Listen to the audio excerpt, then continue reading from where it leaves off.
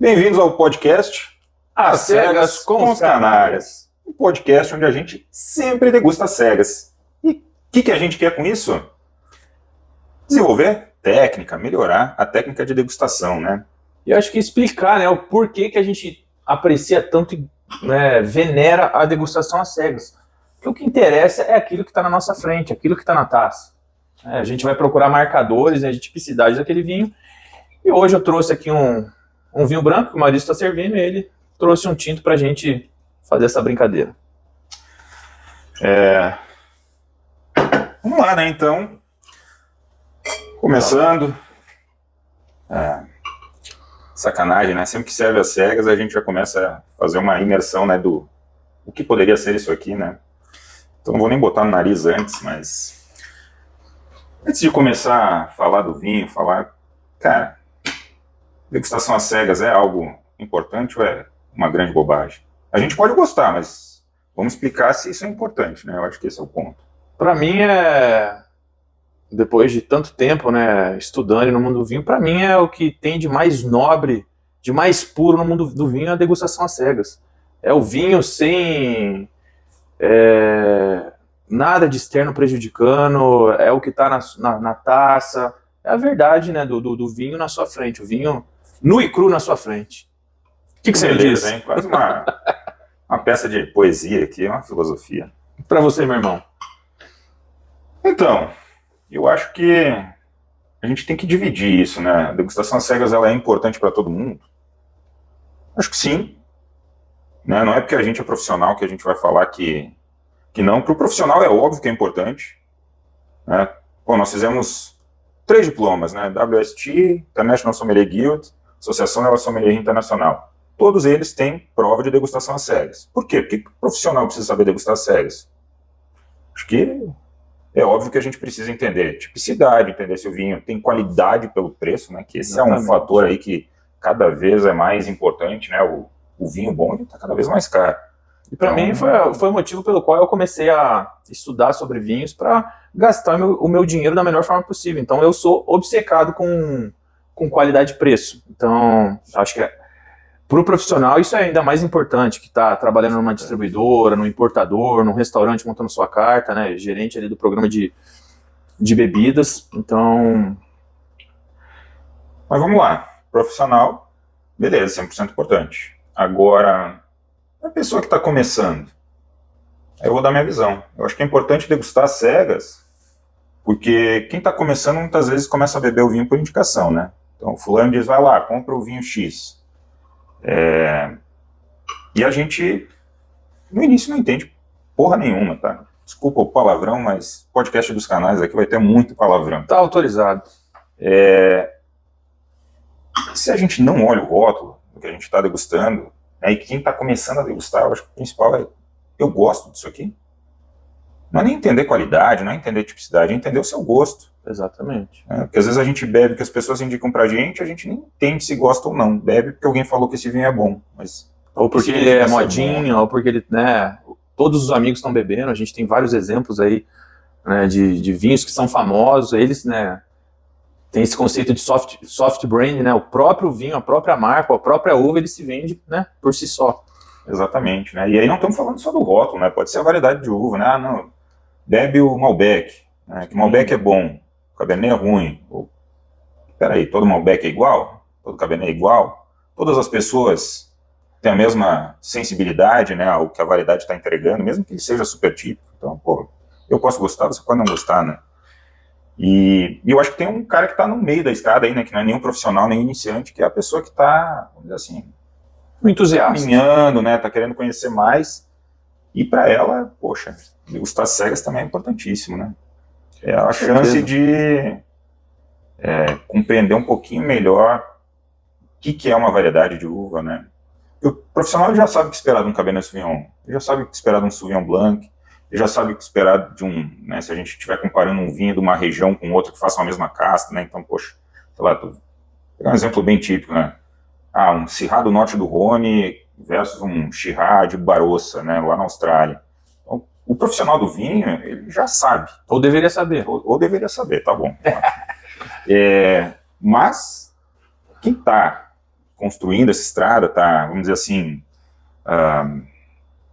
adquirindo essa informação, né, catalogando lá no cérebro, é muito importante degustar cegas, né, para poder realmente, bom, esse vinho tem essa cor, tem esse aroma, tem esse sabor, e aí depois, opa, é isso aqui. Então, consegue construir seus próprios blocos de memória sem ser induzido pelo que está no rótulo, né? Porque às vezes a gente diz, não, então esse vinho está no rótulo aqui que ele é, sei lá, Cabernet Sauvignon, e eu já começo a pensar no que a teoria diz que é Cabernet Sauvignon. Eu não consigo eu mesmo. O que a gente observa, né, nos cursos, a gente, né, dá aula para escolas celebrar, somos educadores certificados, né, para dar cursos de instituições internacionais. E o que a gente observa nos nossos alunos, inclusive alunos, né, que já terminaram cursos avançados, existe um gap grande, né, uma dificuldade enorme em construir um raciocínio dedutivo. Então, começam a dar chutes de variedades que não tem nada a ver uma com a outra. E eu acho que esse foi um dos motivos pelos quais a gente pensou nesse podcast, para começar a desmistificar e ajudar os entusiastas, né, as pessoas que gostam de vinho, a realmente construir, né, esse raciocínio, a verificar como a gente avalia um vinho às cegas e chegar em conclusões que tem algum sentido. E é esse ponto que eu queria tocar. Tem muito degustador às cegas aí que acerta tudo, né, cara? Certa produtor, certa safra, acerta vinhedo específico. Qual a verdade disso? Exatamente, É meu jovem. possível? Para mim é uma completa falcatrua, tá? Porque a gente observa, né, eu chego até a achar irônico, achar engraçado, da validação que as pessoas precisam, né, de mostrar para as outras que tem superpoderes. Para você, meu jovem, que está no mundo do vinho aí faz anos, existe talento natural, existe superpoder ou existe trabalho, existe técnica, existe... Porque eu sei no que eu acredito. Vamos lá, né? Eu acho que tem até uma parte científica de pessoas, por exemplo, que tem mais receptores de sabor na língua, ou próprio nariz, né? Mas não é isso que torna uma pessoa um super degustador, né? Não é o fato de ter, vamos dizer assim, um melhor organismo, né? Um corpo melhor desenhado para isso. No final das contas, ele vai ter que galgar o trabalho de entender, né, o que tem na sua taça, através de não só, né, olfato, paladar, mas tem sensação tátil envolvida aí, né, tem visão. Então a gente usa quase todos os sentidos para degustar um vinho, e a gente precisa ir colocando isso umas caixinhas de memória, que esse é um trabalho que a gente só consegue se a gente faz de uma forma lógica, ou seja, executa um processo sempre, porque se cada vez a gente degusta de uma forma diferente, não vai conseguir fazer isso nunca, né? E o que você me diz de degustadores, né? A gente está numa degustação às cegas e o pessoal adora ficar olhando garrafa, formato de garrafa. O que você me diz disso, meu jovem? Eu acho isso super importante, inclusive já estou tentando avaliar que vinho é aqui com base nessa garrafa, né, formato Borgonha, que a gente chama. Não, brincadeiras à parte, né, tem aquela coisa, né, tem gente que quer acertar a qualquer custo. Ou tem gente que quer de fato entender o vinho, né. E aí, até voltando na pergunta que eu te fiz, de, poxa, é possível acertar o produtor, acertar a safra, acertar o vinhedo específico? Eu não acho que seja impossível, mas com certeza é uma tarefa muito árdua, né. Existem alguns casos que, poxa, daqui a pouco tem produtores que têm uma assinatura muito particular, né. Você lembra no Rio, quando uma aluna nossa, a Maria Eduarda, ela serviu, né, um vinho às cegas no almoço, né, a gente estava finalizando um Italian Wine Scholar, e ela serviu, né, um vinho às cegas pra gente. E existe um produtor, né, em Valtellina, o Arpep, a gente tinha tomado aquele vinho, né, com uma assinatura da Nebbiolo, muito particular. Muito particular, medicinal. E a gente acabou chegando na conclusão que era o Arpep, mas por conta, né, de uma estrutura lógica, de um vinho que a gente tinha bebido, mas nem todo vinho vai ter nem todo produtor vai ter essa assinatura tão, né, característica quanto tinha aquele vinho. Nem todo produtor, nem toda safra. Exatamente. Né? E outra, né? Podem ter outros produtores que também consigam uma assinatura muito parecida, né? Então, legal, né? Ok, se a gente está pegando uma referência, né? Sei lá, um cara que eu acho que que tem uma assinatura muito grande, tipo o Nicolas Joly, né, lá no Loire. Pô, o cara tem uma assinatura que... Quem me disser, poxa, eu acertei as cegas, que era um Savigny do Nicolas Joly, eu acho legal, né? Factível. Porque, Factível. ok, sim. o cara tem realmente uma assinatura. assinatura muito forte. Agora, todo vinho, a pessoa querer me falar que cravou, todo vinho que cravou safra, que cravou produtor, que cravou, aí a gente já começa, né, a desconfiar. Desconfiar, né? Eu adoro a degustação de Borgonha, que tem muita gente que crava, inclusive o Climat, né? O Lieu-Dit, o Premier Cru. Ok, né? Podem ter pessoas lá que vivem isso todo dia, que conseguem identificar isso com uma maior clareza, mas é realmente algo... Para mim não é factível. Confesso que eu sou um pouco cético em relação a isso. Eu acredito que, como a gente vai beber vários vinhos aqui no nosso podcast e a gente vai mostrar esses marcadores, né, das castas, de regiões, etc.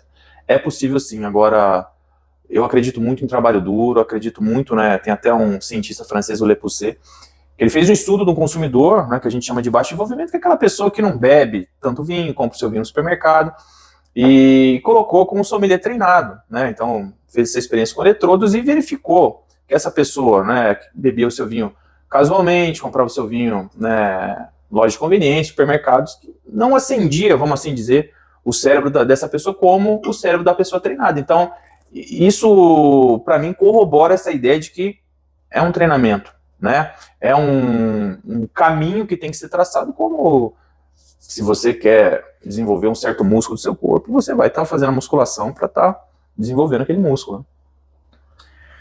Estamos, né, bíceps, trabalhando bastante aqui.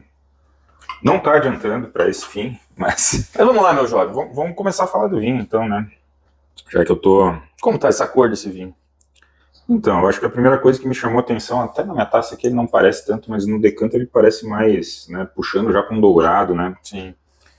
E a análise visual a gente pode entrar em vários aspectos dela, mas uma das coisas que a gente precisa falar é que, né, que eu acho que é o fundamental, né? A gente não pode definir nada pela análise visual e nem pela análise olfativa, né? Salvo raríssimas exceções, né, como, sei lá, pegar um fino de Jerez, que daí às vezes no nariz a gente já vai conseguir matar, mas a confirmação sempre vem no paladar. Paladar, né? Então a gente vai buscar evidências para, né, onde é que eu poderia estar indo.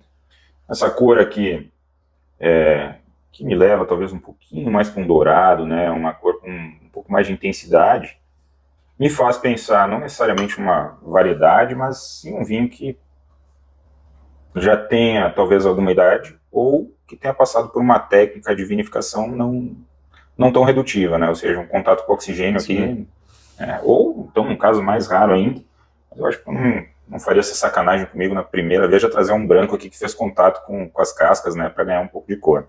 Eu acho que o objetivo, até a gente brinca quando vai degustar com amigos, né, com alunos, no final de curso, tragam vinhos típicos. Tragam vinhos típicos. Então aqui o nosso objetivo não é colocar um vinho laranja, que a gente tomou ontem, né, da Moldávia, né, de Muscal Otonel. Aí não, né? Então o objetivo aqui, esse é um vinho típico, né?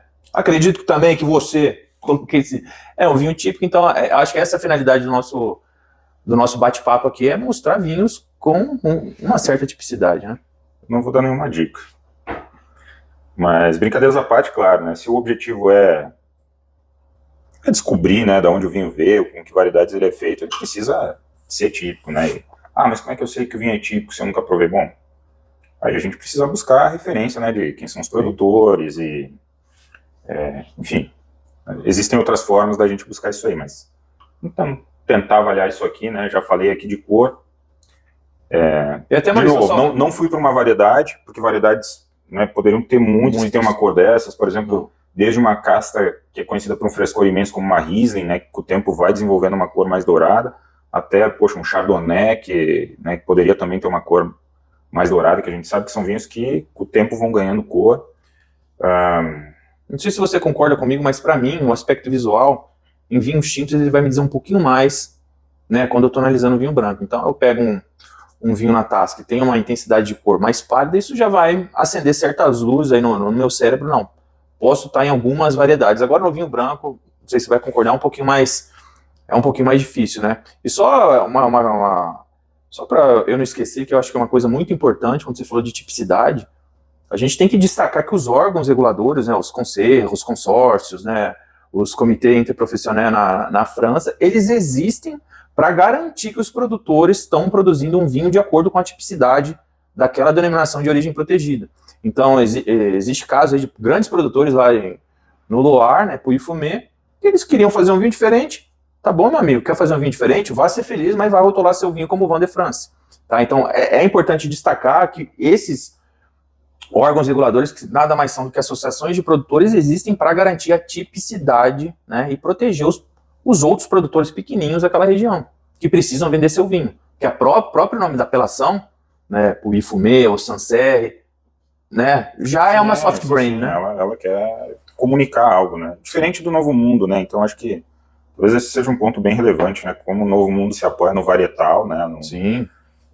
E claro que em alguns locais né, o nome da região já ganhou fama, então, mas muitas vezes o nome da região por si só ele não diz nada, né?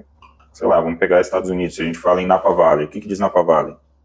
Napa Valley pode ser um monte de variedades diferentes, um monte de estilos de vinho diferente, que é diferente, por exemplo, do Sancerre. Sancerre é o vinho, né? A gente está falando de um perfil muito específico de Sauvignon Blanc, né, que, claro, vão ter pequenas variações lá, né, inclusive conforme o produtor queira fazer, mas ele não pode sair muito da casinha, né? Senão, ele tem um limite que ele pode trabalhar, mas ele não pode ser um perfil completamente fora, né, fora do que é aquilo que os produtores querem para a região, para poderem vender o vinho mundialmente. Exato. Mas vamos lá, meu jovem. O nariz tá muito técnico e eu tô com sede, então... Eu já tô bebendo mesmo aqui. Então, vamos lá. Vou fazer a pergunta aqui que a gente sempre fala para os nossos alunos, né? Como está o perfil da fruta aqui? Então, é um perfil de fruta, né? Vamos até falar, eu acho que antes do perfil da fruta, não é um vinho extremamente aromático, né? Ele parece ser um vinho, não vou dizer não aromático, mas um pouco mais contido. E o perfil da fruta aqui, para mim, parece muito uma fruta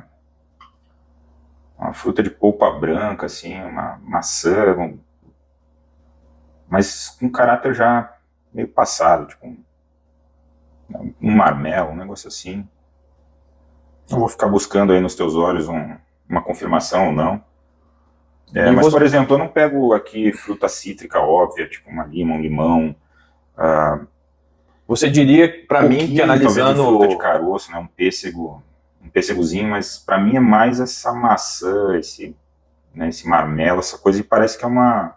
Então a gente estaria num clima, de acordo com o que você falou, mais frio, mais quente?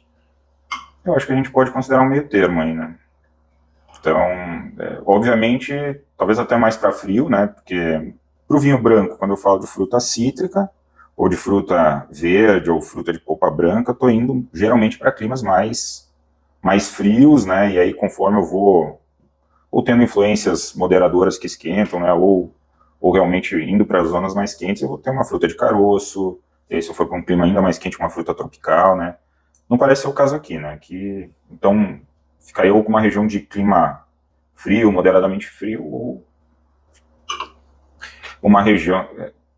A próxima pergunta, eu acho que eu não iria nem para uma região uma região, vamos dizer assim, quente com uma influência moderadora, tipo uma região quente com uma influência de altitude ou alguma coisa assim, porque eu acho que, cara, não consigo ir além desse, talvez isso a gente de um vai... pêssegozinho, de uma nectarina, que seria o máximo que eu iria aqui em termos no nariz. Isso a gente vai confirmar no palato, né?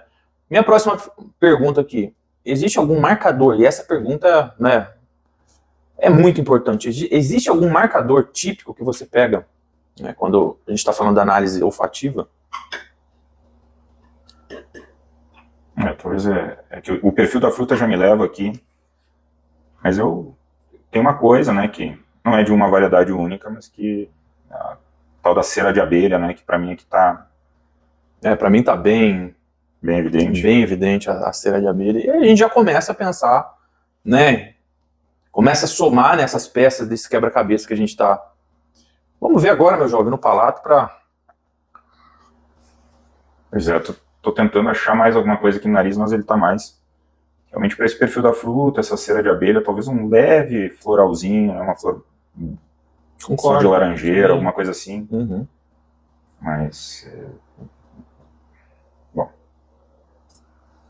a degustação às cegas ela é foda por causa disso, né? Porque a gente, claro, já bebi o vinho, mas não avaliei na boca e só pelo meu nariz eu já tô querendo mergulhar numa conclusão. Eu acho que esse é um erro que Sim. a gente faz muito ao longo Sim. da vida, né? É disso aí. Que a gente, chegar com numa o tempo, conclusão. a gente hoje, né, eu consigo me conter, porque para mim onde realmente eu vou tirar minhas conclusões é o paladar, né? Depois do paladar que aí eu começo a realmente montar, né, o meu quebra-cabeça. Vamos lá, acho que é interessante a gente fazer uma análise técnica aqui, até para todo mundo entender, o pessoal entender, né, como que a gente estrutura nosso raciocínio. Então, a gente está falando do vinho branco, né? Primeira coisa que a gente vai analisar é o dulçor, né? Esse vinho é o que, meu jovem? É um vinho que tem açúcar residual? Não, é um vinho seco. Como está a acidez? Acidez galopante, muito alta. E aí acho que vai em linha já com a questão do nariz, né, de que clima é, né? Porque dificilmente a gente, por mais que tenha castas que tenham uma boa retenção de acidez, se a gente botar num clima quente, ela não vai conseguir reter acidez da mesma forma que ela retém num clima frio, né? Então aqui me parece que esse é um vinho de um clima, né, mais frio, talvez com alguma influência, né, para dar um pouco desse toque mais da fruta mais passada no nariz, né, de uma coisa que pegou sol, mas ao mesmo tempo não tirou. A gente pode estar falando de um local com exposição privilegiada. Sim, muito provavelmente. E claro, a acidez também não é o... Né, o vinho poderia ter sido acidificado, né? Mas que aqui não é o caso. Não é o caso, né? Que a integração da acidez está maravilhosa. Mas vamos lá aqui.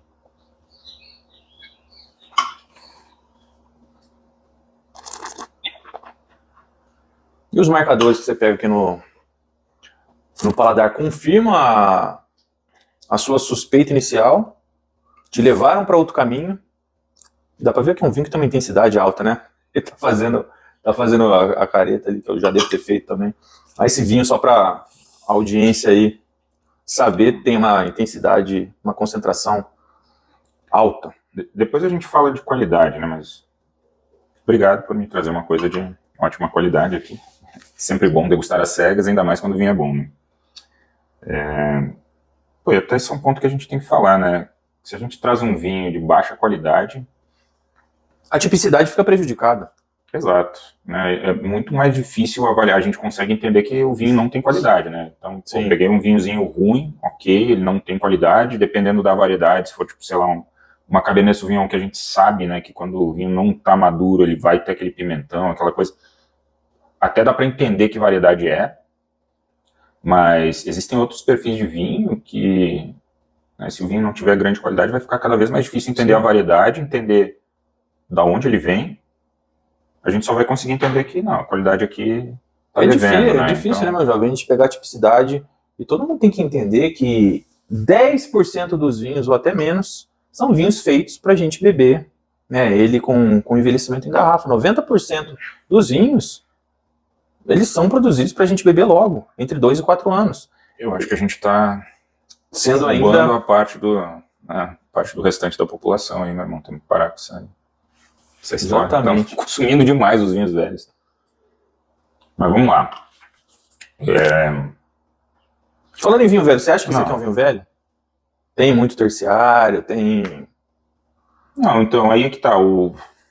Tá numa faixa de idade de 1 a 5 anos, 5 a 10. Talvez o perfil da fruta que me leve, né, como eu falei, essa fruta passada, talvez para um desenvolvimento em garrafa. É uma boa conclusão com a questão da cor, né? É um vinho com uma superidade, não, a acidez dele ainda tá vibrante, mas acho que até a fruta dele aqui, né, tá... Não me apressa aí, pô, deixa eu ver se bate com o que eu tava tendo de raciocínio. Então o vinho tem acidez alta. Intensidade alta, ok, isso não é de uma variedade, não é de uma região, isso é uma característica de qualidade. Me parece que esse vinho tem maturação com as lias, tá? Então, eu pego algo aqui, né, essa textura da levedura, essa coisa que lembra quase um pó, um giz, não pego tanto no aroma, mas na boca pra mim tá... E qual que é o descritor, só pra... A gente observa, né? Em sala de aula, o pessoal tem até um pouco de dificuldade quando a gente fala, né? Esse vinho passou por Surly, né? Ou teve batonagem, etc. Qual que deixa claro aí qual que é o aroma, o sabor que fica bem evidente para você quando você sabe que um vinho passou por Surly? No vinho branco tranquilo, pra mim tem essa textura, né? Que é uma textura de boca como se fosse algo quase tânico, mas não é. Eu falei a textura de giz, de calcário, né? Obviamente que a gente não tá toda hora lambendo giz ou calcário, mas é uma coisa que deixa o vinho mais aderente, ele não fica tão, né? E especificamente de aroma e sabor, eu penso muito na massa de pão no vinho branco tranquilo. Porque no espumante ele pode evoluir para várias coisas, né? Ele pode ir para o brioche, ele pode ir para diversos caminhos, mas no branco tranquilo eu pego essa massa de pão aqui na boca que... Para mim, eu também, é o descritor que eu sempre falo, é a massa de pão. Então, não é uma coisa tão fácil, né? Isso vem um pouco da experiência, porque é um descritor sutil, né? A gente pega de forma sutil, mas diz muito. Quando a gente pega um vinho que tem Surly, é evidente, vai ter esse descritor da massa de pão, né?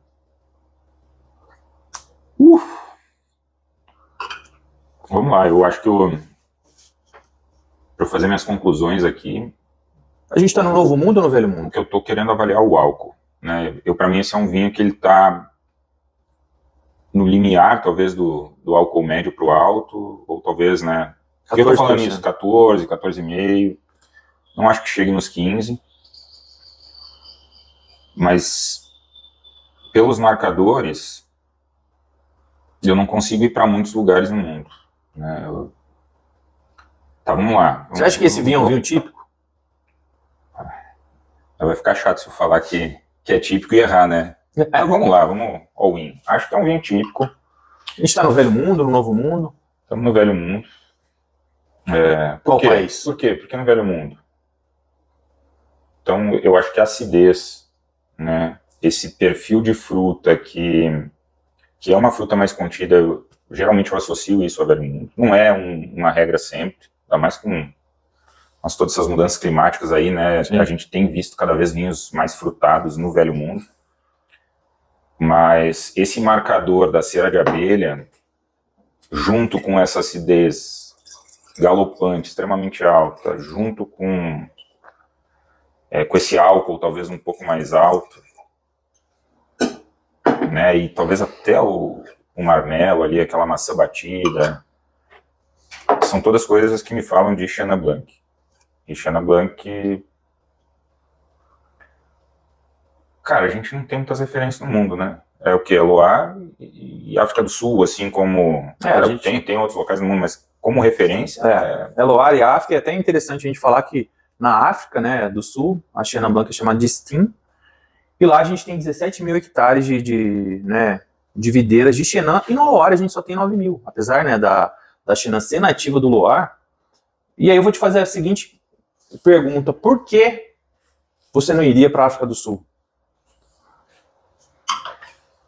Bom, vou ser honesto aqui, também não tenho uma mega experiência com sul-africanos, né, de Chenin Blanc com esse nível de qualidade. Então, e também é uma parcela muito pequena da produção da África do Sul, que é de Chenin Blanc de altíssima qualidade, né? Mas eu vou te fazer uma pergunta: qual que é o clima que a gente tem na África do Sul? É um clima tão frio quanto o Loire? O Loire a gente, né, tá falando uma latitude de 47... Não, mas dependendo de onde fosse na África do Sul, a gente até poderia, né, ter uma influência de correntes marítimas frias, né, que levassem talvez para uma acidez, não sei se como essa, mas o perfil da Chenin que eu conheço da África do Sul é um pouco diferente, né, e para mim geralmente tem cara, começar o podcast já, talvez falando percepção pessoal não é muito bom, né, mas para mim tem uma borrachinha, uma coisa que eu não pego aqui, sabe? Tem a cera de abelha lá também, mas tem uma coisa que me lembra, né, essa coisa da borracha mesmo, que... Então você está seguro que isso aqui é um vinho de Chenin e que é um vinho do Loire. Tão seguro quanto eu poderia estar. Tá, mas vamos lá, vamos dificultar um pouquinho as coisas aqui. Se a gente tiver no Loire, a gente tem diversas AOCs. No Loire, né? Vouvray, Montlouis, Sauvignon, que a gente falou antes do próprio Nicolas Joly, né? Colheita Serrana, que é um monopólio dele. Opa, pela análise visual da garrafa, já detectei que não é um vinho do Nicolas Joly. Então, mas por que você iria para uma apelação? E explica aqui pra gente esse raciocínio, né? O que você está pensando que é e por que você não iria para... tá, vamos lá.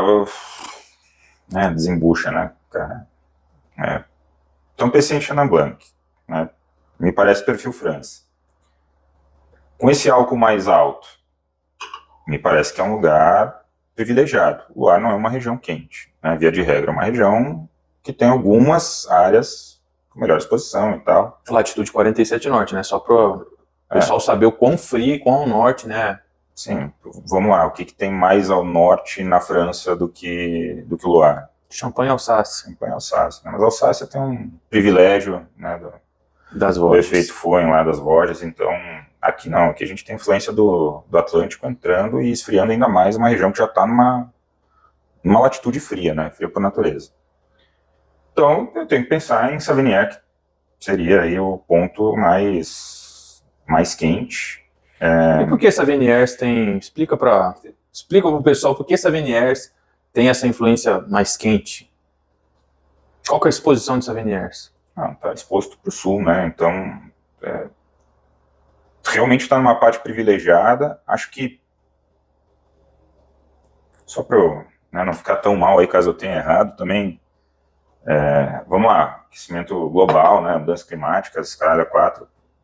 O Vouvray não é conhecida pelo seu estilo seco, né, predominante, mas a gente sabe que está tendo uma mudança também, né, de produtores querendo fazer cada vez um estilo mais seco, né, os vinhos doces e principalmente Moelleux, né, que é o clássico de Vouvray, né, aquele vinho meio doce, tá caindo cada vez mais, né, de moda. O pessoal quer tomar mais vinho seco, fazer uma associação com saúde, que no fim acaba sendo, de certa forma, até uma bobagem, né, trocando açúcar por álcool, então, sei lá, potato.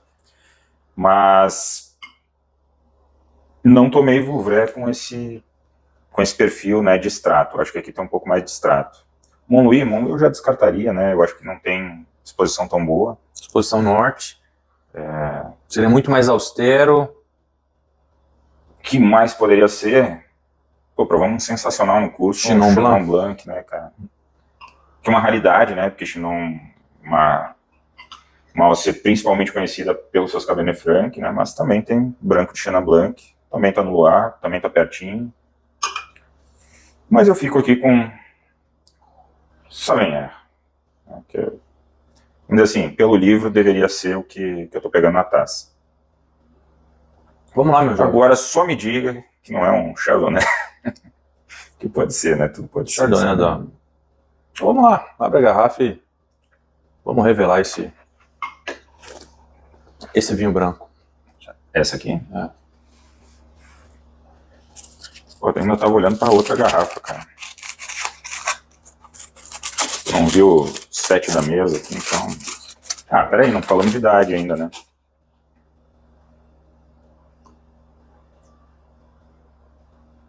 Cara, não é um vinho velho. Não é um vinho velho, não tem... Se bem que Chenin é a variedade branca considerada mais longeva do mundo, né? Se a gente tá falando de...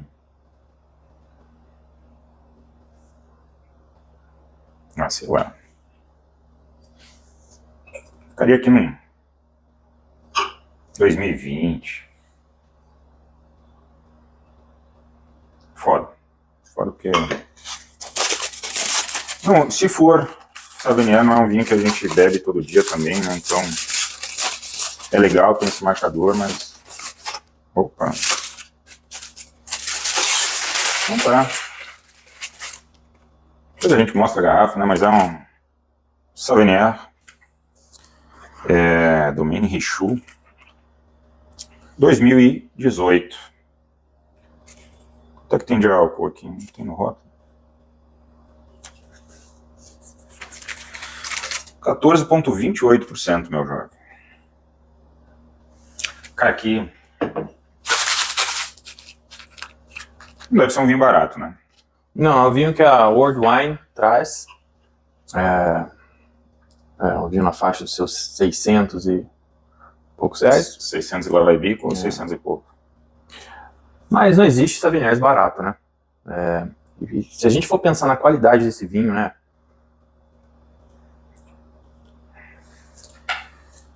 De certa forma é um infanticídio, né? Sim. Ele tem mais idade do que eu achei que ele teria, mas é um infanticídio ainda, nossa. Em 2018, né? Já é um vinho que 6 aninhos e nossa, tá muito inteiro e Quase chegando no seu 7º ano, né? Vamos lembrar que a colheita no hemisfério europeu aí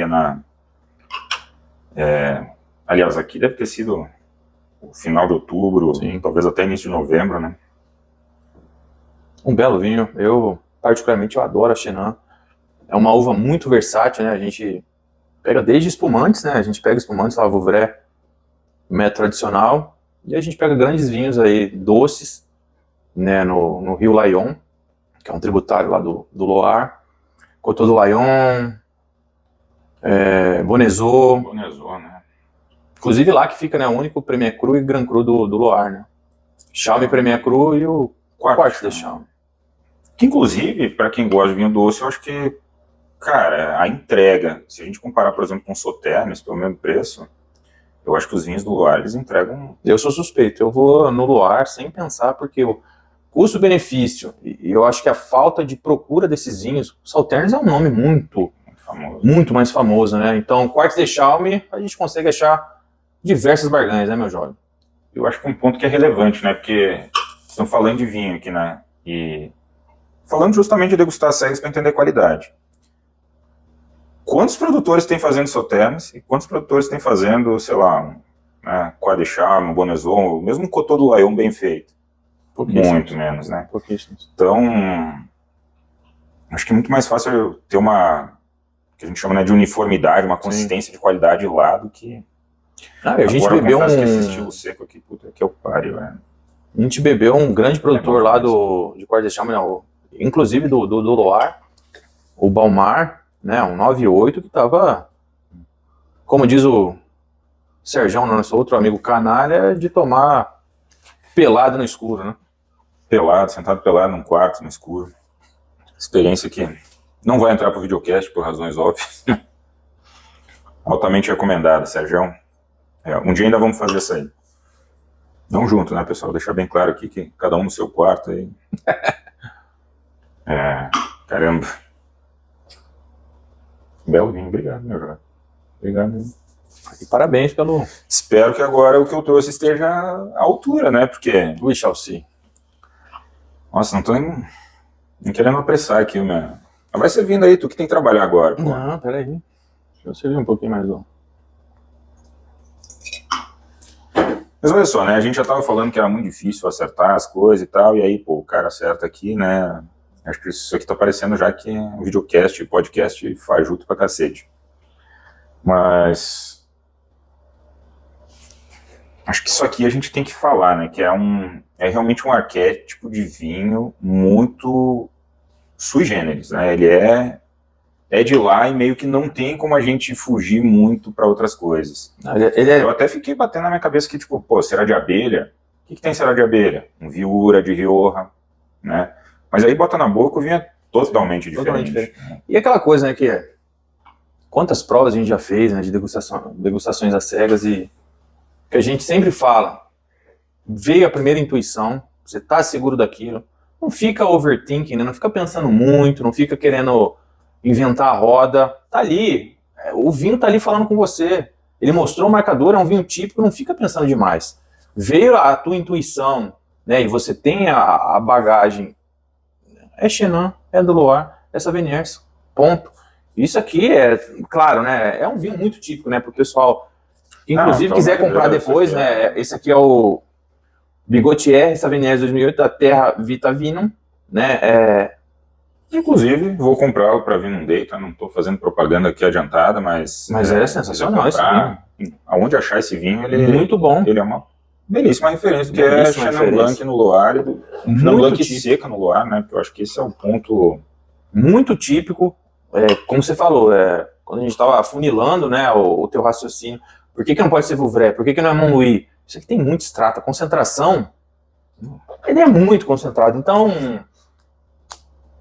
né, vamos colocar, poderia ser um Chinon, de um belo produtor, com uma super exposição a sul, poderia, mas se eu estou numa degustação às cegas e eu preciso, eu vou no que é mais provável que... Né? Exato. Não vou ficar querendo... Não. E muitas vezes a gente já viu isso, né? Tem cara de porco, tem focinho de porco, porra! É porco, porra! Exatamente. A minha dúvida é que, quando eu cheirei, eu fiquei com essa, né, essa cera de abelha está muito presente e é Chenin Blanc, né? Mas eu até acho que cheguei a comentar, né? Eu falei, não, peraí, não vou tomar conclusões antes de botar na boca. Peraí, uma casta, né? A gente fez o educador, né? O programa de educador certificado de Rioja, e uma casta que me marcou muito com a cera de abelha, né? Foi a Viura, né? E, cara, mas o perfil dei um passo para trás, mas a fruta, esse é um marmelo, né? Isso é um marmelo, é maçã batida, chame do que quiser, né? Essa fruta de polpa branca meio passada. E é uma pergunta que a gente sempre força o pessoal a se fazer. Qual que é o perfil da fruta, em que clima que eu tô? Isso vai dizer muito do vinho, isso vai ajudar muito na hora da gente começar a montar nosso quebra-cabeça. Né? Claro, a Viura, mas a Viura não teria uma fruta tão austera, tão contida quanto, né, o... Não, e aí vem os outros pontos, né? A acidez da Viura não é tão alta. Uma coisa que eu notei que o Viura de alta qualidade geralmente vai ter é o quê? Madeira, né? Geralmente o produtor vai agregar um toquezinho da madeira aqui. Eu acho que esse vinho deve ter envelhecimento em carvalho, sim. Provavelmente barrica terceiro, quarto, quinto uso, neutra, barrica maior, não sei. Mas madeira nova não deve ter absolutamente nada aqui, né? Porque não... Tanto que no nariz e no paladar não é um descritor, a baunilha ou um tostado. Para mim, particularmente, o secundário para mim é de Surly. Exato. Né? É a Surly e era isso. Opa! Que isso, meu jovem? Que isso, meu jovem? Fine stuff pressa, here! Cara. Pô, vai devagar, hein? Vendo aqui. Crescendo lentamente o meu sanha. Mas agora colhendo os louros aqui de ter quase gabaritado vinho. Não, mas brincadeiras à parte, né? Eu acho que isso é legal. Facilitou minha vida, era um vinho que dificilmente eu conseguiria ir para muitos. O que eu falei? Eu só falei, né, para mim a única outra possibilidade que apareceu na cabeça assim foi Viura. Tem outras casas que tem cera de abelha? Tem. Mas, pô, às vezes até uma Pinot Gris, né? Pode ir um pouco pro... Mas ela não teria essa acidez. Não teria essa acidez, a cor muito provavelmente seria bem diferente. Não teria a fruta. Aqui a gente tem... Aqui acho uma mistura, direção, né? Não tem... uma mistura do marmelo, né, dessa marmelada com a cera de abelha, que quando a gente observa isso no nariz, e aí no paladar, com aquela acidez gritante, que é uma característica da Chenin, né, uma característica da uva,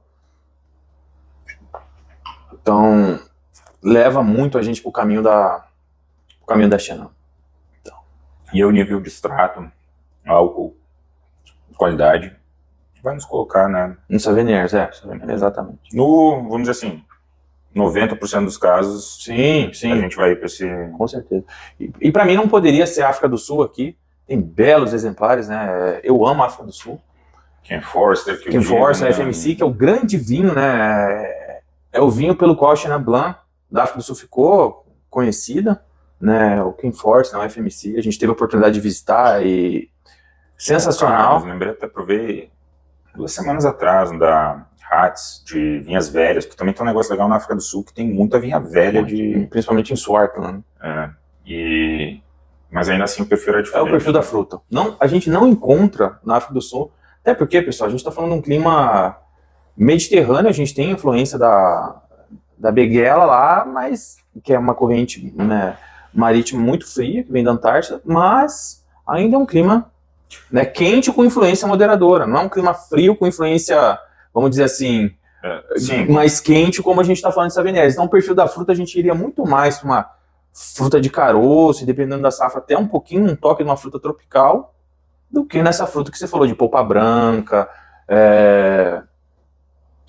Mas a China também ela tem essa dificuldade que, mesmo na África do Sul, ela não mostra muito fruta, né? Pelo menos eu não tenho esse... Não. É uma variedade... Na literatura ela é semi-aromática, né? Mas eu não acho ela semi-aromática. Eu até coloco ela mais como não aromática do que semi. Quando que ela vai ser aromática? Quando tem botritos, né? Ah, sim, mas aí é outra história. Vamos lá, então depois... Esse podcast, videocast, nem sei como é que a gente está chamando isso, né? Ele vai durar um tempo definido aqui, mas com certeza não irá para o ralo esse resto de Sauvignon. Então vamos seguir aí no tinto. A única dica que eu vou dar para o Mário aí é que esse é um vinho feito com variedades tintas. Uma bela dica. Vamos lá, a gente começa na análise visual.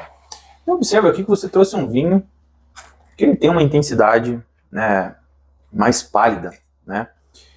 E isso eu já começo a pensar em algumas alternativas para onde eu iria só pegando a parte visual. Então, existem algumas castas, como a Nebbiolo, a Sangiovese, a Pinot Noir, que elas não têm, né, Garnacha, excelente. Então, que tem essa cor mais pálida, né?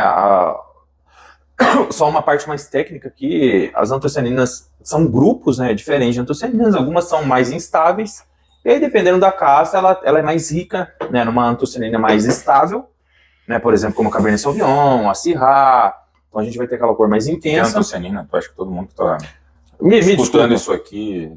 A antocianina é o que dá a cor ao nosso vinho, e está presente nas cascas das uvas. Então, o vinho tinto, né,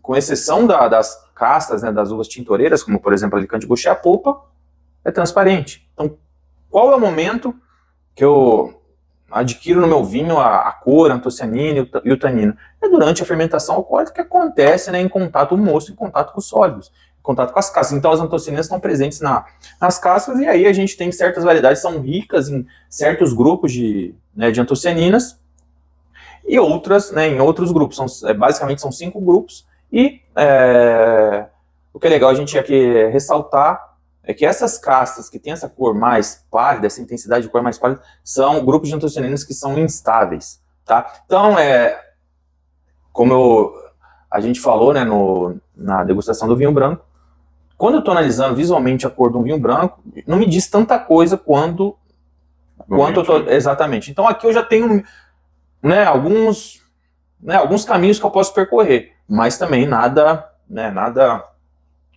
Porque sempre pode ter um produtor engraçadinho, né? Pode ter um Exatamente. produtor que pegou uma casta, tipo uma Cabernet Sauvignon, e deixou um contato super curto. Sim.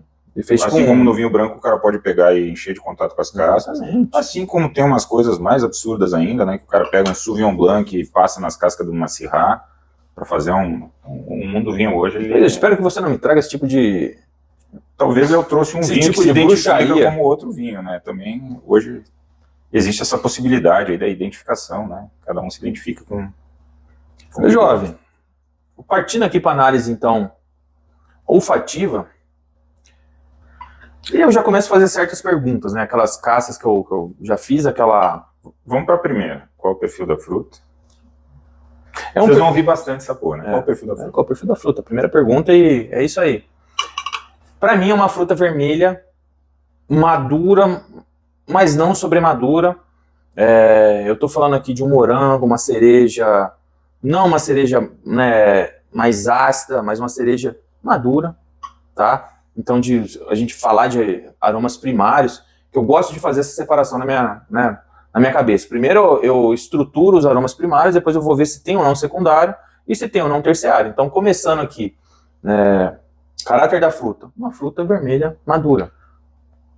Acho que um ponto válido para falar aqui que o tinto meio que traz essa facilidade, né? O espectro de frutas do branco ele é muito mais amplo, né? A gente tem a fruta cítrica, a fruta verde, a fruta de polpa branca, a fruta de caroço, a fruta tropical, que mais? Acho que seria isso. E é legal Aqui a gente está falando basicamente de fruta vermelha ou fruta negra, ou sei lá, fruta azul, mirtilo da vida, um negócio assim. Mas é mais... É mais, sim. Eu geralmente grupo, né, quando eu estou fazendo análise de vinho branco, eu divido em 4 grandes grupos, né? Fruta branca, que eu coloco pera, maçã verde, fruta cítrica, e aqui eu já estou num clima mais frio, e depois fruta de caroço e fruta tropical. Então esses 4 grandes grupos, né, como eu faço a minha divisão, eu estou indo para o lado da fruta de caroço, fruta tropical. Eu sei que eu estou num clima mais quente. Eu estou, né, numa fruta de polpa branca, uma fruta verde, uma fruta cítrica. Eu estou num clima um pouco mais frio ou, né, com influências moderadoras. Então é assim que eu faço a minha divisão de raciocínio. Como acho que é válido...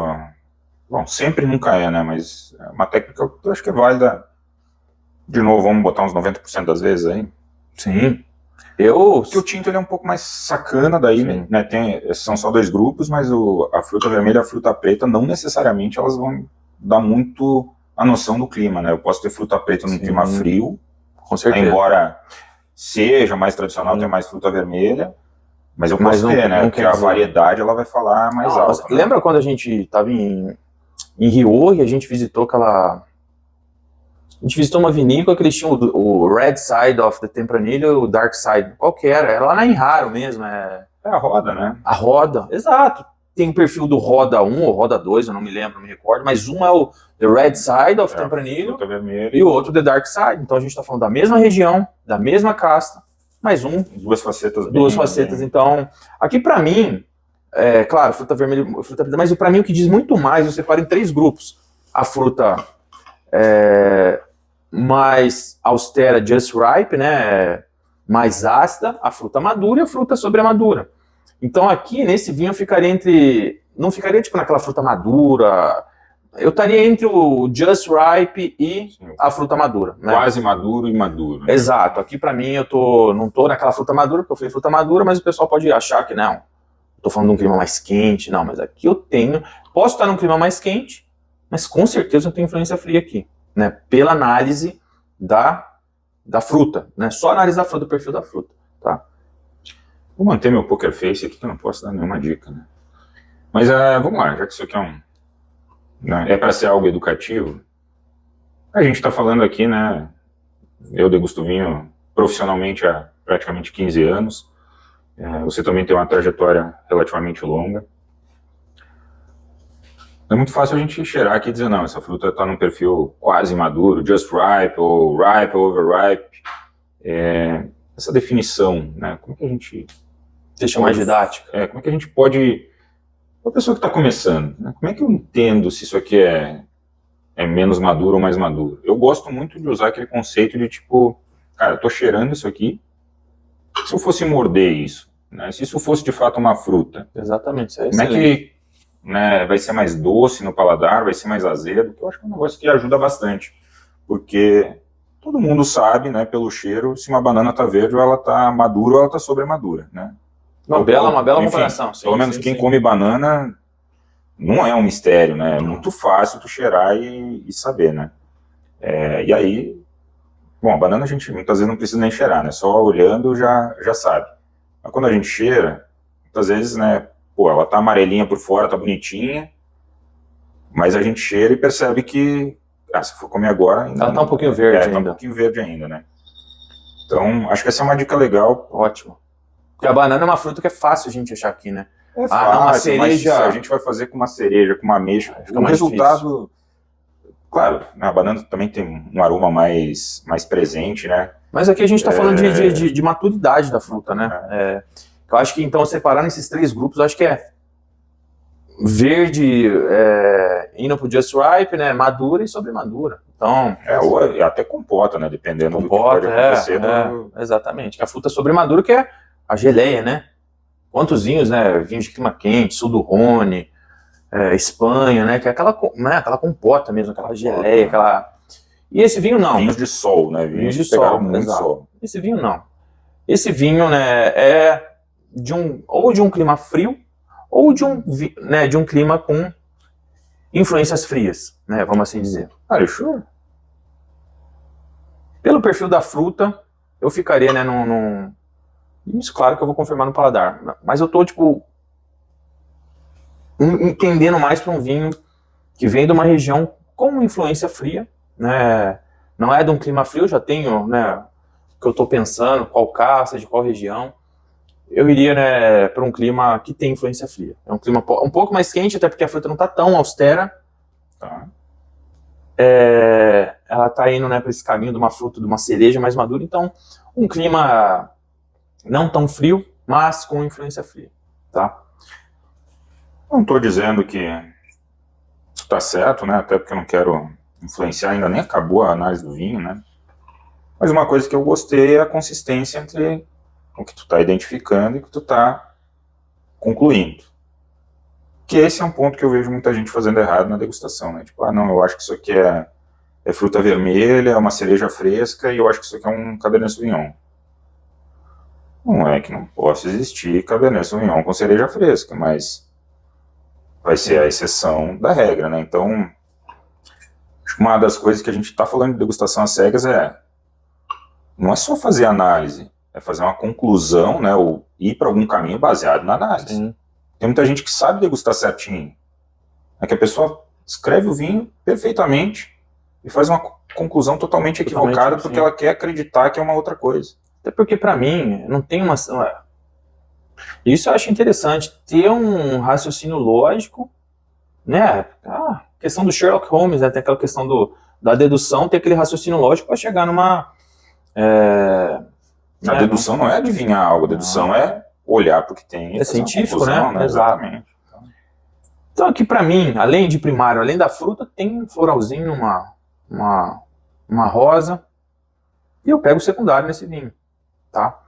Então esse vinho... Qual que é o secundário? O que é o secundário? Vamos secundário aqui quando eu falo, geralmente em vinho branco, eu falo de secundário, pode ser envelhecimento em carvalho, malolática e surli. Quando eu falo de secundário em vinho tinto, até porque praticamente todos os vinhos tintos, exceção aí, vinhos que são feitos por maceração carbônica, eles têm a conversão malolática, tá?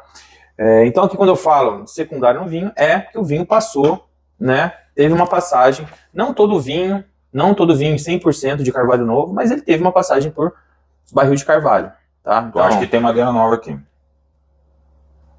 Ou parte, né, parte do vinho, okay, parte do vinho. Tem a baunilha, eu pego a baunilha, eu sei que esse vinho... Essa era a minha pergunta, o que denuncia que esse vinho tem madeira nova? Tem uma baunilha, tem um tostado que então, ele tem para mim, né, essa passagem por carvalho, tem esses aromas secundários, de terciário eu não estou pegando nada, né, não estou ainda... Por enquanto concordo com o relator. Acho que sim, o vinho predomina fruta vermelha, embora para mim também apareça um pouquinho de fruta escura aqui, né. A madeira, sim. De novo, eu nem sei, eu trouxe o vinho, eu nem sei o quanto ele tem de madeira nova, né, se é que tem, espero que tenha, porque eu concordo com a tua descrição, né, eu acho que a baunilha está muito aparente, uma canela também, essa especiaria doce que nos leva para pelo menos um pouquinho de uso de madeira nova, né. Mas vamos lá, falando em vinho tinto, a gente elimina pouquíssimas coisas no mundo falando só que tem fruta vermelha e madeira nova, né? Então, bom, falou da intensidade de cor que, ok, uma intensidade baixa, não é tão baixa assim também, né? Ficaria em médio menos aqui, se a gente estivesse fazendo uma análise, não é tão pálida. Não é aquele médio. Mas vamos lá. Falou de Nebbiolo, falou de Sangiovese, falou de Pinot Noir, eu falei da Grenache. Acho que seriam essas principais, sim, né? Sim. Aí já fugiria um pouco do... Não, tem outros de intensidade baixa, Trousseau, a Pulsar, aí a gente... Sim, teria outras, né? Poderia ampliar o leque, exatamente. Mas as quatro, vamos dizer assim, né, principais, que a gente, quando a gente pega um vinho de uma intensidade mais baixa, a gente pensa nessa. Aí depois a gente vai, como eu falei no vinho branco, a gente vai pegando nossas peças do quebra-cabeça e a gente vai montando nossa... Tá, mas a minha pergunta é a seguinte. Pegou fruta vermelha, né, um Just Ripe ali, quase madura, tá madura, pegou uma madeirinha nova, ou talvez um percentual. Dá para descartar, por exemplo, uma Nebbiolo? Eu descartaria Nebbiolo. Pegou floral também, hein? Dá pra descartar 100%? Claro que eu não descarto nada 100% só no nariz. Beleza. Né? Essa é Mas essa era a pergunta. É. Dá pra descartar Sangiovese? Dá pra descartar Pinot? Não. Dá pra descartar... Mas, né, já que você já... Se fosse Sangiovese, eu esperaria um perfil diferente. Esperaria uma folha de tomate, um orégano. Se fosse a Nebbiolo, esperaria um alcatrão, uma flor seca, uma rosa seca, um perfil um pouquinho diferente Se fosse Grenache, né, Garnacha, Caronal, eu esperaria uma fruta um pouquinho diferente também, um perfil, né, não tanto da cereja, mas mais com morango, uma framboesa um pouquinho. Mas isso são tudo, né, pensamentos aí que eu tô só no nariz, eu nem bebi o vinho ainda, né? Então a gente vai... Não bebeu, hein? Não, eu já bebi, mas vamos lá, vamos beber o vinho e vamos...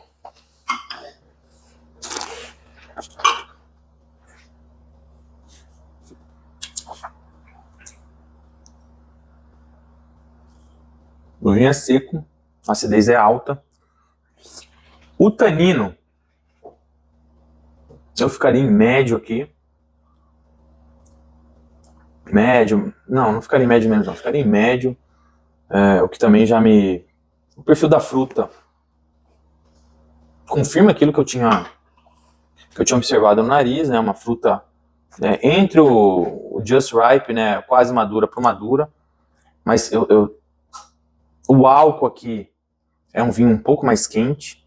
Então agora eu tenho certeza que não é um vinho de um clima frio, né? É um vinho que é um clima um pouco mais quente com influência moderadora, até por conta dessa acidez, etc. A intensidade aqui a concentração e intensidade é de média mais para alta, né? É um vinho de boa qualidade, tá equivalente à qualidade do vinho que você trouxe? Sim, é um vinho é um vinho de uma qualidade elevada. O final também é um vinho que uma persistência de média mais para longa. Não pega o terciário, então vamos eliminando. Não tem para mim, é um vinho que eu ficaria num vinho no espectro, um vinho um pouco mais novo, né? Tem o secundário, confirmou, tem aquele primário. E aqui eu consigo eliminar alguma das coisas que a gente estava pensando no nariz, tá? Então, não tem o tanino da Nebbiolo e da Sangiovese. São duas castas que vão me entregar um tanino alto. De médio mais no mínimo para alto, tá? E na maioria das vezes alto. Aqui eu tô falando no máximo de um tanino médio, tá? Vamos lá, uma Sangiovese, claro, a gente está falando do nível de qualidade que já se colocou aqui como médio-alto, né? Sim. Médio-alto para excelente, né? Então, ótimo, excelente, enfim. Uma Sangiovese mais safada, né? Um Chiantizinho do OQG e tal, poderia ter um tanino não alto, né? Mas aí também... Não, mas aí estaria sofrendo em vários outros espectros aqui, então... Não, só pra gente... Porque eu acho que é um negócio importante também a gente falar isso, né? Sim. Como é que é a variedade? A Sangiovese tem tanino médio mais e acidez alta. O acidez médio mais e tanino alto. A variedade, ela tem uma tendência a ser de um determinado jeito, mas variações no terroir, variações mesmo né? Tô plantando um monte, né? Qual a densidade por hectare, então vão fazer com que a uva tenha características diferentes e resultados bem diferentes. Sim. A Grenache, né, que é uma variedade que a gente falou aqui, meu Deus, a Grenache é um camaleão, né? Grenache se fala em tanino baixo e álcool alto e baixa acidez, e em outros locais, né, pegando um estereótipo Rhône aí daqui a pouco, e tem outros locais que ela é totalmente diferente, né? Foi aquilo que lá no Rio Educator, aquela pergunta que fizeram pra gente, quase todo mundo. Se eu tiver uma videira de Grenache e de Tempranillo no mesmo local, da mesma idade, qual fruta vai me dar uma acidez mais alta? Todo mundo Tempranillo? Não, a Grenache.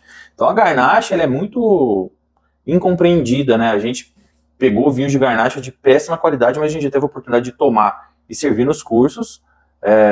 No último curso, no último sprint, a gente serviu o do Palácios, de Rio Oriental. Fantástico. Fantástico. E eu acho que mais do que fantástico, tipo, esse foi um curso que a gente mostrou umas 4 facetas diferentes da Grenache, totalmente distintas e com altíssima qualidade. Então, a variedade é de um jeito, daqui a pouco não é bem assim, né? Óbvio que algumas assinaturas a gente não vai perder, mas também não dá para olhar como se a coisa fosse um ponto fixo e sempre vai ser daquele jeito. Mas já que a gente está falando da Garnacha... Eu estou tentando dificultar a vida dele aqui, mas não está muito fácil. Mas você já está convencido o que é. Isso aqui na Garnacha, não tenho assinatura de fruta, até a cor não... isso aqui não me remete a Garnacha, eu estou bem certo do que... Para onde Qual é a variedade? Isso aqui é um vinho Pinot Noir. Isso aqui é um vinho de Pinot Noir típico. É um vinho de Pinot Noir. É Bourgogne? Não é Bourgogne. Se ele errasse a variedade, nós teríamos que encerrar o podcast já no primeiro episódio, né? Porque um cara com conhecimento que tem cidadão aí errar esse vinho aqui. Não é Bourgogne? Não é Bourgogne. Por quê? Você tá certo disso? Eu tô certo disso. Por quê? Pra mim, por conta da... A Bourgogne, né, é um lugar frio.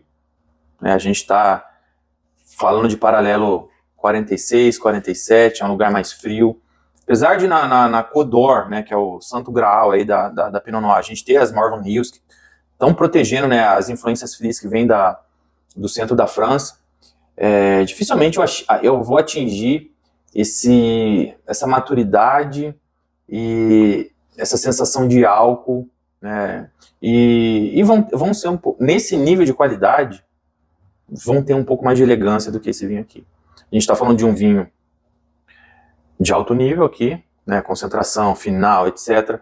Mas para mim, e é por isso que a Bourgogne é tão valorizada, né, e os vinhos são tão caros. Imagina. Tá faltando um pouco de elegância e a fruta um pouquinho mais madura e com uma sensação, né, de um vinho um pouco mais quente. Né, para mim é um perfil de um Pinot Noir do Novo Mundo, de um lugar de alta qualidade. Eu tô aqui pensando em alguns locais, né? Descartou totalmente o restante da Europa, pelo perfil da fruta. Um outro local que poderia ser, que é um pouco mais quente, mas eu vou te falar por que eu descarto esse local, é Fals.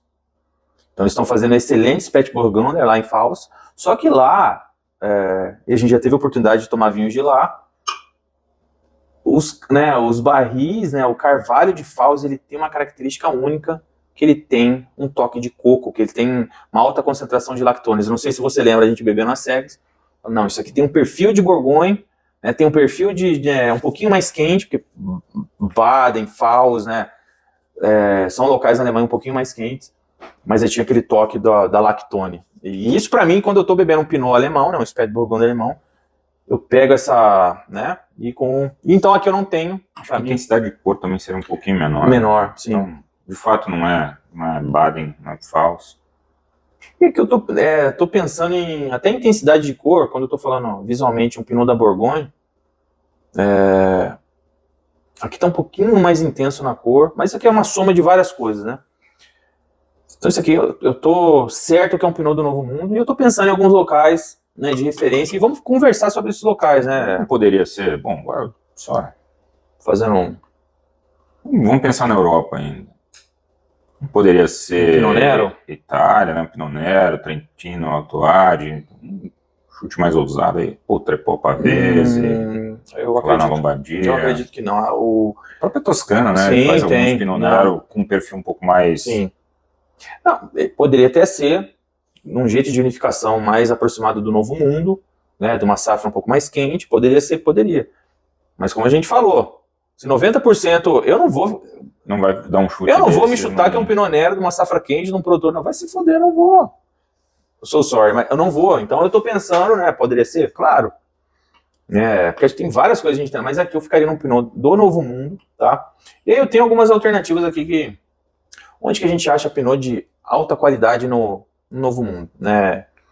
Em muitos locais. Em muitos locais, só que alguns a gente destaca um pouquinho mais do que os outros, né? Então vamos lá, vamos pensar em Central Otago, vamos pensar em Elgin Walker Bay, né? Hemel Enarda, né? Na África do Sul. Vai devagar aí que eu acho que nem todo mundo vai seguir. Começou em Central Otago. Onde é que a gente está em Central Otago? A gente está na Nova Zelândia, né? Na Ilha Sul, né? É a apelação mais ao sul, né? A gente está falando um anfiteatro, né? Na verdade cercado por montanhas, tá? Então lá eu tenho, né? Um Pinot Noir mais estruturado. Até Wairarapa, né? Martinborough. Eu ia falar, né? Para mim, Martinborough talvez seja a maior referência. Não sei, o Central Otago que a gente vê na literatura, né? Mas eu confesso que eu provei 2 ou 3 na minha vida inteira. E Martinborough eu já provei várias vezes e para mim eu consigo identificar um pouquinho melhor, assim, tipo, isso aqui é um Pinot Noir da Nova Zelândia. Talvez porque tem uma produção maior, né? Central Otago também faz um monte de variedade diferente, né? Não é a Pinot Noir que é a, vamos dizer assim, que reina soberana lá, né? Mas ok, Nova Zelândia. Nova Zelândia, Martinborough, Central Otago. Sim. Poderia ir para a Austrália também, né? Austrália... Yarra Valley, não. Sim, poderia, mas aqui eu ou não... até Tasmânia, né? Não, mas se você me trouxer um Pinot da Tasmânia, eu vou te agredir aqui, entendeu? Assim, a gente tá falando de probabilidades, a gente tá... Claro, não, mas é que eu acho que também a gente tem que manter o caráter educativo, né? De não ser... Ok, por probabilidades eu sei que tu tá diminuindo bastante o espectro aqui. A não ser que seja um produtor, algum produto que eu tomei, igual a gente falou, do Arpep, alguma coisa que eu tenho, né, a total certeza, não, eu tomei esse produtor, um produtor da Tasmânia, porra, esse vinho tá... Aí claro que eu vou... Mas se eu não tenho, né, eu tô aqui pegando as minhas peças do quebra-cabeça tentando montar pra dar o melhor chute que eu puder dar, né? Mas, meu jovem, eu preciso dificultar a tua vida também, né, pô? Tu quer chegar aqui com bola na cara do gol, pô? Não, mas não tô na cara do gol ainda, não. Tá, mas vamos lá, tá. Então, falamos já de Oceania, falou África do Sul, né, legal. A gente tem uma região lá, Walker Bay, e temos os Wards, né, que é uma divisão lá, tem os Wards, tem Remeonenarda, né, a gente visitou o Kershaw, que faz um baita de um Pinot, que inclusive agora bateu saudade, né. Então tá. Storm Wines também.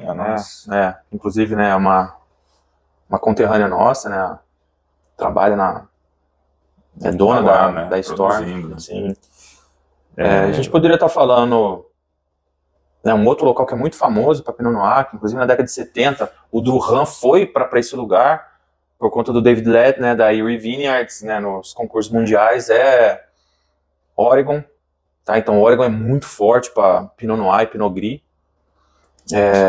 Que tenta, de certa forma, ser o estilo mais Borgonha dos Estados Unidos. Né? A gente tem a Califórnia, né, a parte mais fria da Califórnia, então a gente está falando de Sonoma, né, a ave entre Sonoma e Napa, Carneiros, né, a gente tem influência ali da corrente da Califórnia que é fria, na Baía de São Paulo, Petaluma Gap, então todas essas apelações estão perto da costa, com uma corrente marítima muito fria, então o pessoal planta Pinot e Chardonnay. Seria uma, né, Sonoma, o que é mais famoso em Sonoma? Russian River, Chile, alta qualidade. Oregon, o que seria famoso no Oregon? Não falando, né? Willamette Valley, né? Willamette. Willamette, que é a, vamos dizer assim, é uma ava umbrella, né, guarda-chuva, tem várias outras avas dentro, né, de Willamette, mas é a mais famosa. Vamos entrar em ava dos Estados Unidos, porque senão nós vamos gravar 10 horas aqui, não vamos nem conseguir falar o nome de todas, né? Chile. Opa. Biu-Biu, Itata, estão produzindo muita coisa legal, né, no Chile. Bom demais, Chile tem coisa legal. Tem. A própria Leida, né? Leida. Não, tem um produtor, né, que fica, inclusive uma ava, que é só deles que eu tive a oportunidade de fazer o Italian Wine Ambassador com a Jamie, né, que é da Casa Marim.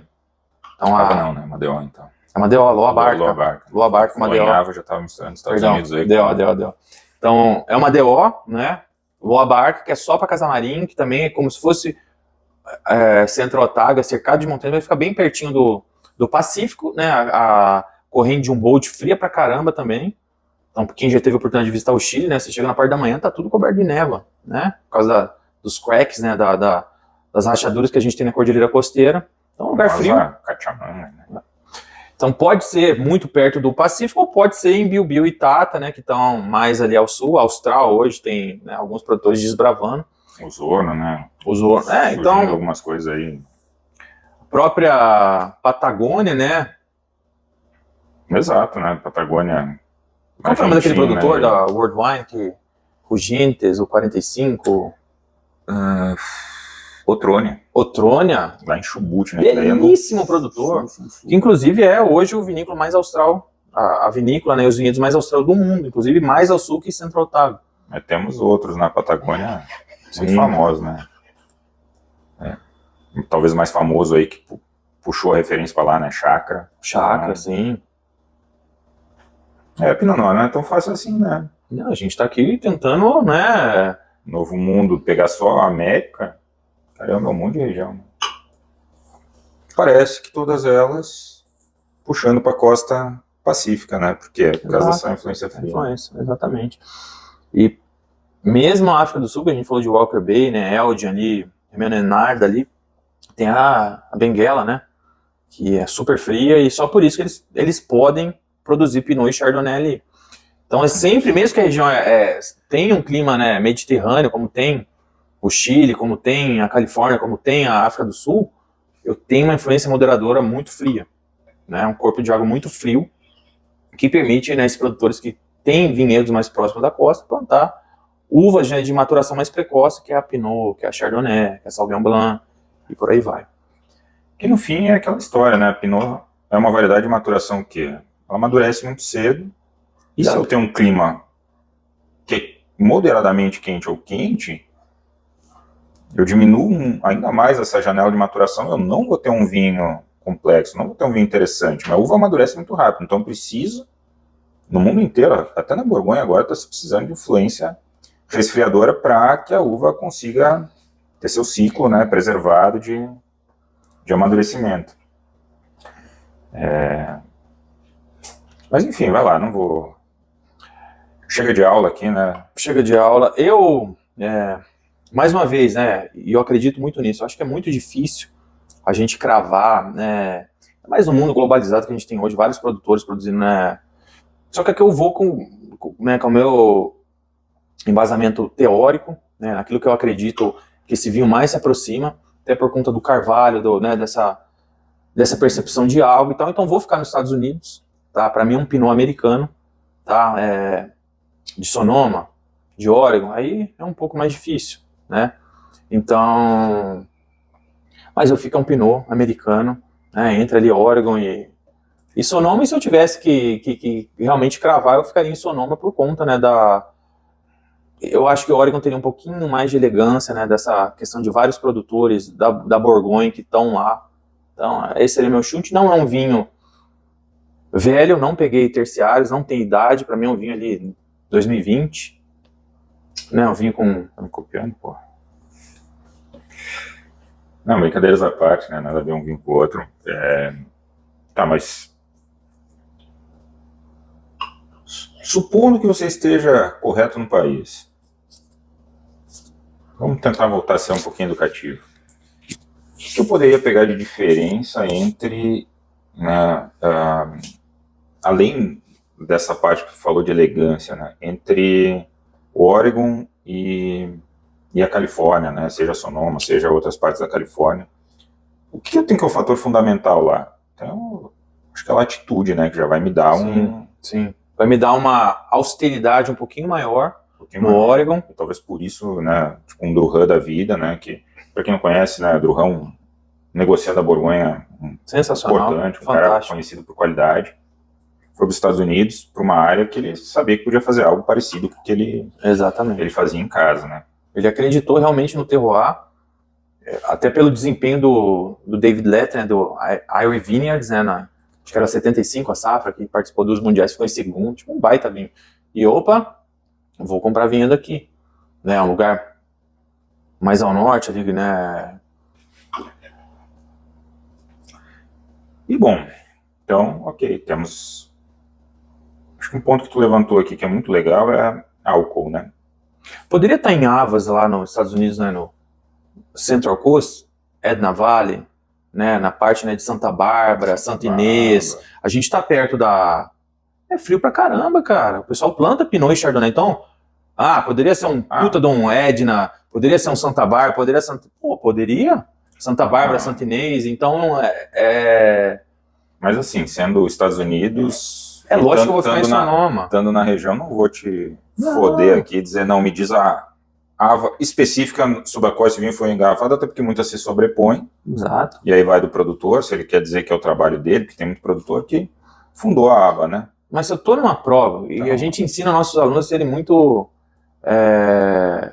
né, certeiros, né? Ter realmente um raciocínio e eliminando probabilidades. Se eu tô num Pinot da Califórnia, eu não vou falar para eles colocarem Santa Bárbara, Santa Inês, Edna, Anderson Vale, que também a gente tem, né? Cara, pegou um Pinot, você acha que da Califórnia não tem elegância para ser hora? Fica em Sonoma. Entende? Quer escolher uma ave em Sonoma? Escolha. Quer colocar Carneiros, beleza. Quer colocar Russian River, beleza. Agora limita o teu chute numa probabilidade, né, de que você sabe que vai estar certo.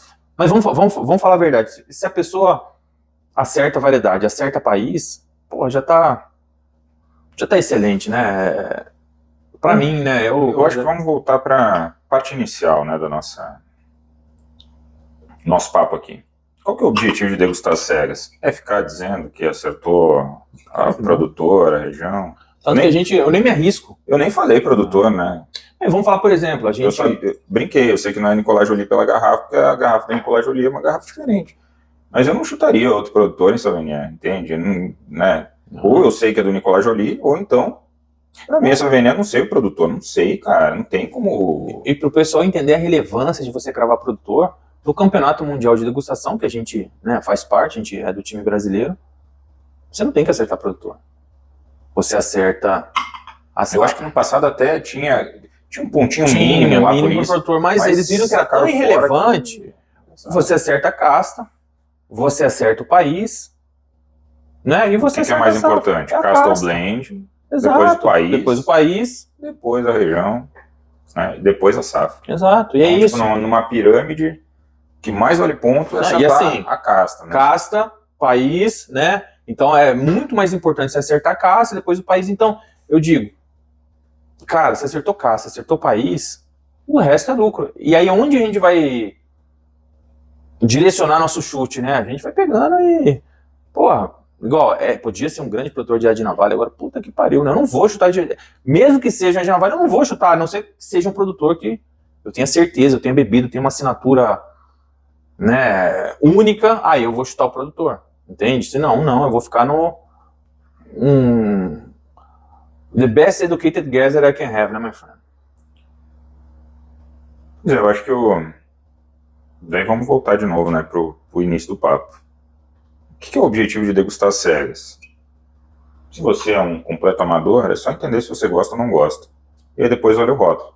Porque se tu olha um rótulo de um vinho mais caro, um rótulo de um vinho que tu sabe que é mais barato, você vai se enganar achando que gosta do mais caro, não necessariamente gosta.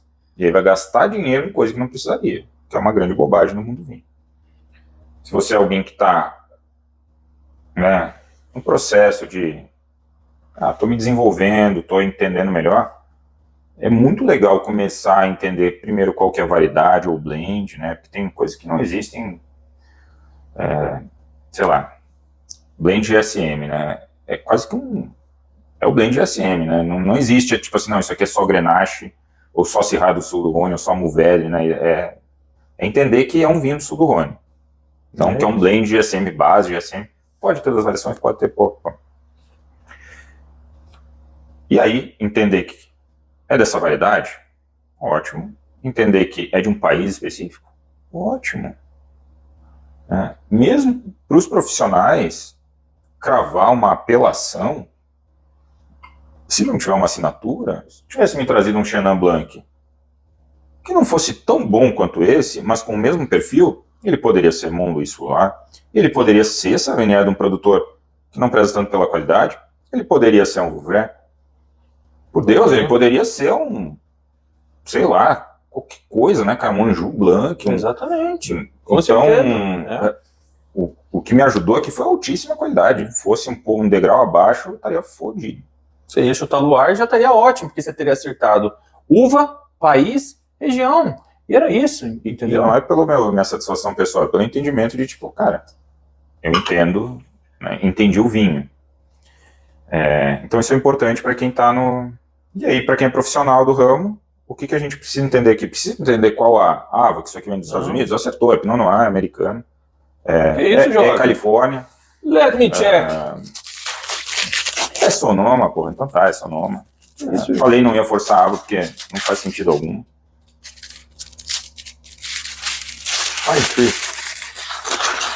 Mas o que eu acho que é... Ó, agora a minha avaliação da tua performance aí. O que eu achei legal? Opa! É um Pinot Noir? Beleza, eu acho que isso... Né? Você facilitou meu trabalho. Não, claro que tu fez Foi devagar, até para não quebrar o aspecto aqui um pouco educacional, mas era óbvio que era Pinot Noir. Eu fui forçando até pra gente gerar um pouco de educação. Tirando isso, já falou que a fruta não era uma fruta perfil Borgonha, eu concordo 100%. Agora eu posso falar a verdade aí que tu já sabe o rótulo. Então, é uma fruta mais perfil Novo Mundo. Embora, né, cara, não descarto que possa vir um vinho assim da Borgonha nos próximos anos, viu? Só que o ponto que pegou aí foi a madeira. Dificilmente um vinho da Borgonha vai ter uma baunilha tão aparente. E é por isso que eu fui para os Estados Unidos. Uma canela, essa especiaria doce um pouco mais... Pode ter produtor de Central Otago, Guararapa, ou do Chile, que usa um pouco mais de madeira? Pode. Mas é o que a gente fala para os nossos alunos. Pegou um Chardonnay, que tem uma barrica, caralho, vai para a Califórnia. Não fica elucubrando muito, entende? Então, o que a gente ensina é o que a gente pratica, né? Então, porra, peguei um Pinot, tem um pouquinho, uma madeira um pouco mais aparente, um pouco mais perceptível, pô, eu vou para os Estados Unidos. Posso errar? Não, posso, mas é o melhor chute que eu tô podendo dar. E entre nos Estados Unidos, por que eu não fico em Oregon e eu fico na Califórnia? Por conta da fruta, né, da sensação de álcool um pouquinho maior, um vinho que tem 14% de álcool, né, é um Russian River Valley Ava, né, Marimar Estate La Mazia, Dom Miguel Vineyard, é um belo vinho 2021, então é essa Torres, né, nos Estados Unidos. Mas, cara, eu até trouxe, não como algo muito óbvio, né, eu trouxe como, tipo assim, tá, ele vai pegar aqui a Pinot Novo Mundo, agora vamos ver se vai ir pro lugar certo. Eu até tentei sacanear em alguns pontos. Eu tô me foder ainda, mas eu acho que é isso aí, o resultado final é claro. Cara, entender que um Pinot Noir do Novo Mundo já é algo muito bacana para qualquer pessoa, né? Porque já consegue entender o perfil da variedade e consegue entender que não é um perfil clássico de uma Borgonha da vida, que é a referência maior, não de Velho Mundo, é a referência da Pinot Noir. Mas é um belo produto esse aqui. É um produto, é ótimo, gostei do vinho. Mas ele não tem a elegância de um Borgonha. Por quê? Porque a madeira se sobrepõe um pouco. Não vou nem dizer que se sobrepõe, mas eu acho que o que acontece aqui? Ela tá um pouquinho... Ela aparece na Borgonha. Se ela aparecer no nível Grand Cru, ela vai vir patrolada por, tipo, muito mais concentração, muito... Entende? E aqui não veio patrolada por isso. Então tá, tipo, um pouquinho... que a gente tá meio que acostumado a tomar muito Pinot Noir bom e saber qual que é a referência. Sim. Não é que a madeira aqui incomode. Não, nem um pouco. Só que dá para entender que não é Borgonha, porque um produtor da Borgonha, para mim é sutil. Raríssimas exceções, não se permitiria que a madeira aparecesse como aparece aqui, né? Não. E geralmente isso é uma característica dos Estados Unidos. Exato. E é por isso que a gente tem que... O consumidor americano gosta, mas não é um vinho de perfil consumidor americano básico, não é o... E não deve ser um vinho barato, deve ser um vinho na faixa de $40 a $50 lá, que... Aqui é na casa dos milão, né, então... Então deve ser, inclusive, mais caro do que isso. A pessoa tem que entender que vinho americano bom é caro. Então Napa Valley bom é caro. Oregon bom é caro. Russian River, que é uma apelação, tipo, super hypada lá, é caro.